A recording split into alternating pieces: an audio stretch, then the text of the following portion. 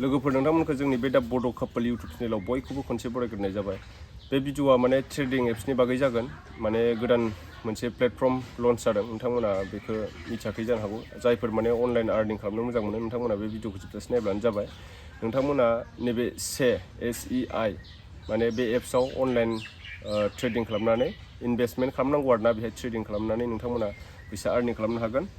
बिनि लिंकखौ आंनि भिडिअनि डिसक्रिपसनाव होखानाय दङ। नोंथांमोना बेहाय थांनानै डाइरेक्टलि माने रेजिस्टार खालामनांगौ। बेखौ बोरैहाय रेजिस्टार खालामनांगौ होनना बुङोब्ला नोंथांमोना आंनि भिडिअनि डिसक्रिपसननि लिंकआव थुनाय लोगो लोगो नैबे स्क्रिनाव नायब्लानो जाबाय।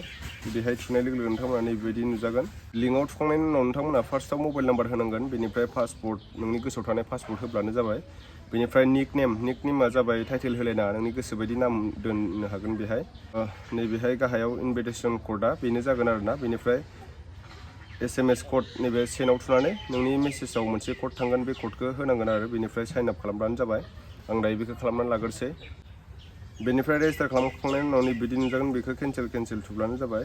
बेनिफ्राय नोंथांमोना गाहायाव नायदो हट प्रडाक्ट्सआव माखासे VIP दङ। बे VIPखौ नोंथांमोना क्लेम खालामनांगोन आरोना। नोंथांमोना बेखौ इनभेस्ट खालामनांगोन बेहाय।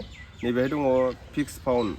नैबे फिक्स पाउन्डआव नोंथांमोना थुनानै नायब्लानो जाबाय। बे फिक्स पाउन्डआव दङ डे, माने नोंथांमोना सानसेयाव 166 इनकाम खालामनो हागोन आरोना। 49 डेजसिम थागोन बे।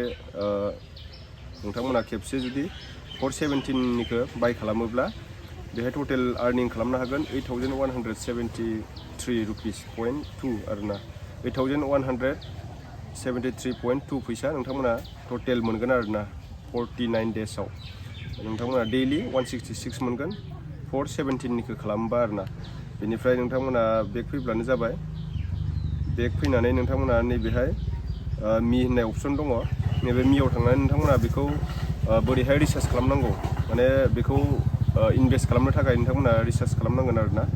नैबे माइ बेंक कार्ड, बेहाय थांनानै नोंथांमोना एड बेंक कार्डआव थुनानै बिदिनो IFSC क'ड, नोंनि नाम, बेंक एकाउन्ट नाम्बार होनानै नोंथांमोना बेखौ फिल खालामनांगोन आरोना। आंना दायो माने बे फिल खालामखानाय नालाय नोंथांमोना एड बेंक कार्डआव थांनानै बिदिनो खालामनांगोन।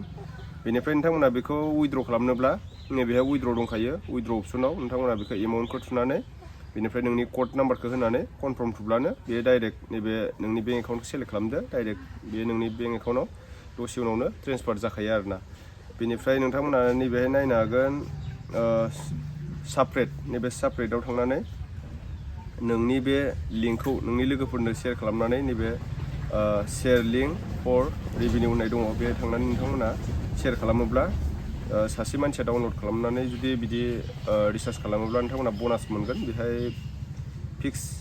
फिक्सेड ब'नास होनाय दङ 35%, एक्टिभिटिस 5%, बिदिनो सेकेन्ड ब'नास, थार्ड ब'नास बिदिनो मोनलांबाय थागोन आरोना। नोंथांमोना नैबे माइ टिमावबो नायनो हागोन इनभाइट क'डफोरखौ, माने इनभाइट खालामोब्ला नोंथांमोना मोननो हागोन आरोना। दा नोंथांमोना जायफोर इनभेस्ट खालामनो गोसो दं नोंथांमोना आंनि भिडिअनि डिसक्रिपसनाव लिंक होखानाय दं, बे थांनानै डाइरेक्टलि डाउनलड खालामदो, रेजिस्टार खालामनानै इनभेस्ट खालामब्लानो जाबाय। बुरजा एमाउन्टनि इनभेस्ट खालामोब्ला नोंथांमोना बुरजा एमाउन्ट मोनबाय थागोन आरोना डेइलि। बिदिनो 49, 50 बिदि डेज लिरनाय दङ। नोंथांमोना थाबैनो खालामब्लानो जाबाय आरोना, बारा गोबावसिन थाया बेफोरो एप्सफोरा। नोंथांमोना एसे सानै हयै साबधानै खालामब्लानो जाबाय। दा नोंथांमोना बेनोसै आरोना।